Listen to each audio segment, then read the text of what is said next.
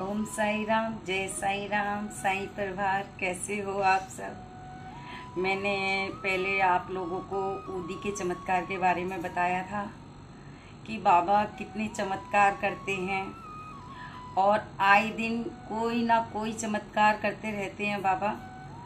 तो मेरे साथ ऐसे बाबा के बहुत सारे अनुभव हैं जो मैं आप लोगों को बताना चाहती हूँ।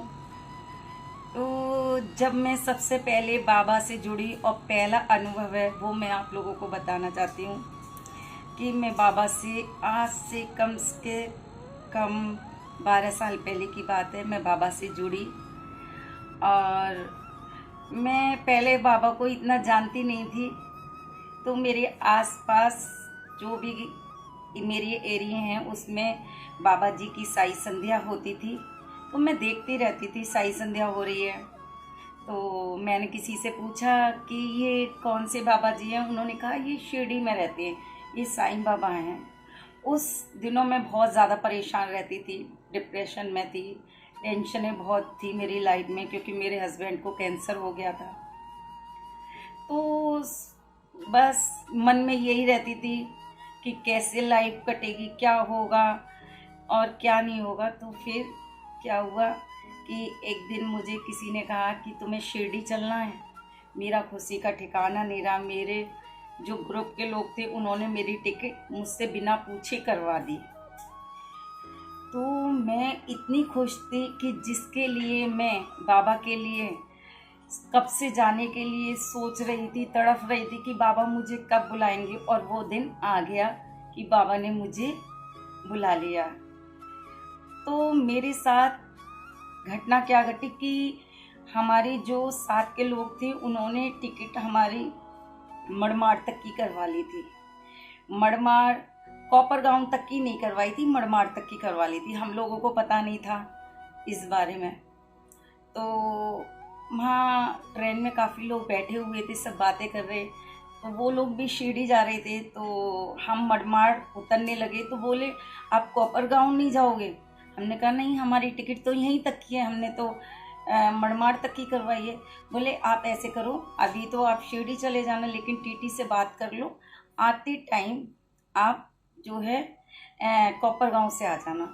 मैंने कहा ठीक है। मेरे ग्रुप के लोग कहने लगे दीदी आप जाओ और टीटी से बात करो। तो मैंने सोचा चलो सारे लोग कह रहे हैं मेरे ग्रुप के, तो मैं टीटी से बात करके आती हूँ। मैंने टीटी से बोला कि भैया मेरी टिकट चेंज कर दो। तो टीटी कहने लगे कि मैडम अब पॉसिबल नहीं है, ये चेंज ही नहीं हो सकती। तो मैंने कहा क्यों? कि अब तो आप ये टिकट बन चुकी है, तो अब आपकी चेंज नहीं हो सकती। मैं वापस आ गई। तो मेरे जो ग्रुप के लोग थे सारे मायूस हो गए। वो कहने लगे कि चलो जैसे बाबा की इच्छा है वैसे ही होगा। तो मैंने कहा सबके चेहरे पे मासूमी, मतलब इतना दुख जैसा लग रहा था। उन्होंने कहा कि कोई बात नहीं, जैसे बाबा की मर्जी है। तो मैंने कहा चलो एक बार और ट्राई करती हूँ सबके लिए। मैं दोबारा गई। मैंने दोबारा टीटी से बोला कि सर प्लीज़ रिक्वेस्ट करती हूँ, कुछ पैसे आप ले लीजिए और हमारी टिकट कोपरगांव की कर दीजिए। लेकिन वो लोग नहीं माने। मेरे आंखों में आंसू आ गए और उन्होंने मुझे डांट भी दिया। तो आंखों से बस आंसू निकल ही रहे थे, लेकिन मेरे आंसू मेरे बाबा को मतलब वो किसी की आंखों में आंसू नहीं आने देते, उससे पहले ही हेल्प करने आ जाते हैं। तो मेरे साथ भी ऐसे ही हुआ कि अचानक 20 से 25 साल के भैया आए और मेरे से बोले क्या हुआ है, तुम क्यों रो रही हो? मैंने कहा कुछ नहीं हुआ, बस ऐसे ही। तो बोले बताओ, मुझे देर हो रही है, आप बताओ तो सही क्या हुआ है। फिर मैंने उनको टिकट के बारे में सारा कुछ बता दिया कि ऐसे ऐसा। तो उन्होंने कहा आप टेंशन ना लो, चलो मेरे साथ, मैं तुम्हारी टिकट करवाई देता हूँ। तो मैं उनके साथ जा रही थी, जाने लगी, लेकिन फिर भी मेरे मन में डर लग रहा था कि कहीं फिर से टीटी मुझे डांटने ना लगे। लेकिन फिर एक मन में सवाल आया कि ये भैया भी तो जा रहे हैं, जब ये मेरी हेल्प कर रहे हैं तो मुझे भी इनके साथ जाना चाहिए। तो मैं चली गई। वो टीटी से भैया बोलने लगे कि एक पेन और एक कागज़ दो, मैं बहुत ज़्यादा लेट हो रहा हूँ, मैं अपने बच्चों को छोड़ के आई हूँ, इतनी लंबी लाइन लगी हुई है, तुम्हें पता नहीं है कि मैं कितनी मुश्किल से निकल पाया हूँ। तो ये शब्द वो कह रहे थे, लेकिन टीटी एक टक उन्हें देखे जा रहे। उन्होंने के पेन कागज़ जो भी मांगा दे दिया, जो लिखना था उन भैया ने लिख के और टीटी के हाथ में दे दिया। तो टीटी ने कहा, लो आपकी टिकट हो गई। भैया के हाथ में दे दी। भैया ने मेरे हाथ में दी, बोले ये लो तुम्हारी टिकट हो गई है, अब तुम कोपर गांव से ही आओगी, मड़माड़ नहीं आना पड़ेगा। मैं इतनी खुश हो गई कि मेरे बाबा ने पल नहीं लगाया टिकट करवाने में।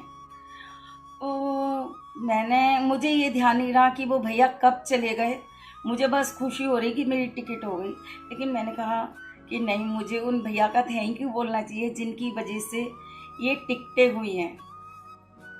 तो मैं चारों तरफ देखने लगी कि भैया कहाँ गए, भैया कहाँ गए, लेकिन वो मुझे कहीं भी नज़र नहीं आए।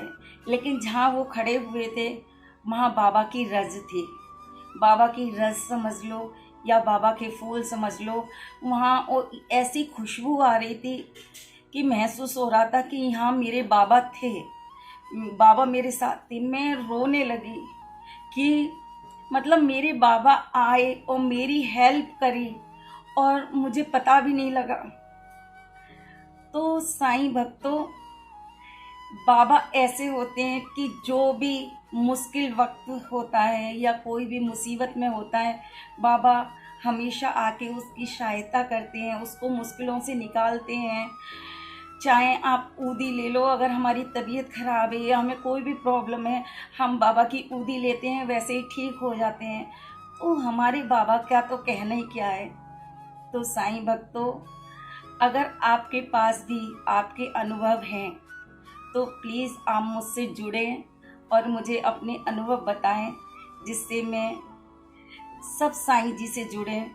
और मैं चाहूँगी कि सारे साईं जी से जुड़ें। और मेरा बस यही कहना है, आगे मैं और भी मेरे अनुभव बहुत सारे हैं, वो मैं आपको बताऊंगी। ओम साई राम, जय साई राम।